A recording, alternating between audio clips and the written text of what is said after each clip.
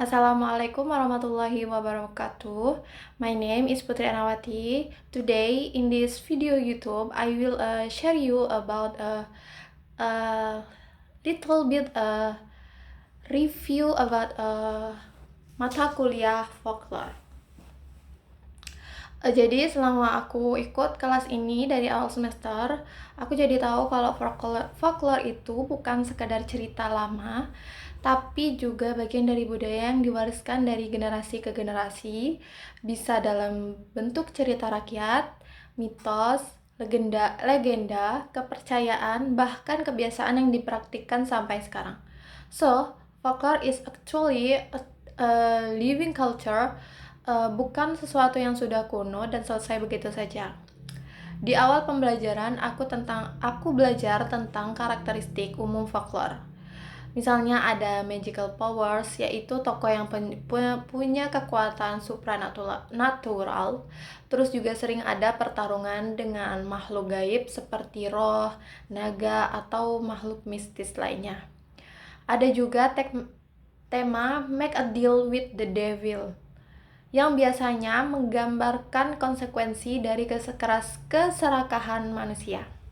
Nah, selain itu, folklore juga sering menghadirkan witch atau penyihir, serta unsur trickery, yaitu tipu daya atau kecerdikan tokoh untuk mencapai tujuan tertentu yang ingin dicapai oleh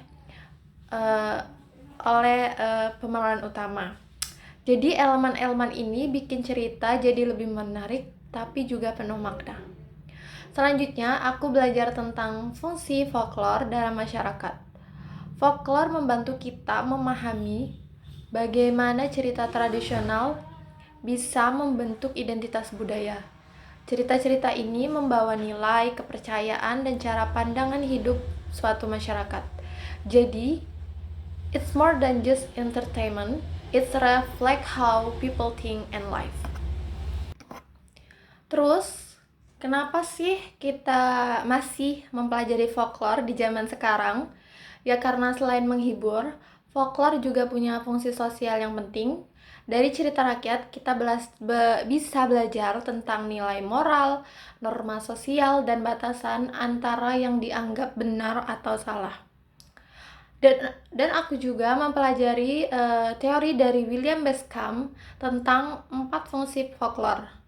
Yang pertama yaitu sebagai entertainment, banyak cerita rakyat yang seru dan menarik untuk didengar, tapi tetap mengandung pesan moral. Yang kedua, sebagai cultural validation, yaitu memperkuat nilai dan kepercayaan dalam masyarakat. Misalnya, cerita asal-usul daerah bisa menumbuhkan rasa bangga terhadap budaya kita sendiri. Nah, yang ketiga, yaitu sebagai education atau pendidikan. Folklore sering mengajarkan nilai seperti kejujuran, kerja keras, kesabaran, dan rasa hormat tanpa harus lewat pendidikan formal. Nah, yang terakhir yaitu sebagai social control. Folklore bisa mengatur perilaku masyarakat lewat larangan atau tabu. Misalnya cerita tentang bahaya keluar malam yang sebenarnya bertujuan untuk menjaga keselamatan diri kita sendiri. Menariknya, aku juga belajar bahwa folklore masih tetap relevan di era yang sekarang apa-apa modern. Sekarang banyak cerita rakyat yang bisa diadaptasi jadi film, konten digital, di media sosial. Teknologi have folklore to survive and evolve. Jadi bisa tetap dikenal oleh generasi sekarang dan Gen Z sekalipun. Kesimpulannya, folklore punya peran yang sangat penting dalam kehidupan masyarakat, modern ataupun tradisional. Bukan cerita lama atau cerita kuno, tapi juga cerminan nilai, norma, dan identitas budaya. Dengan mempelajari folklore, kita jadi lebih paham tentang bagaimana masyarakat berpikir, menjalani kehidupannya dan mengatur nilai-nilai sosial dalam norma-norma masyarakat yang tidak tertulis maupun yang tertulis. Oke, that's all from me. Thank you for watching.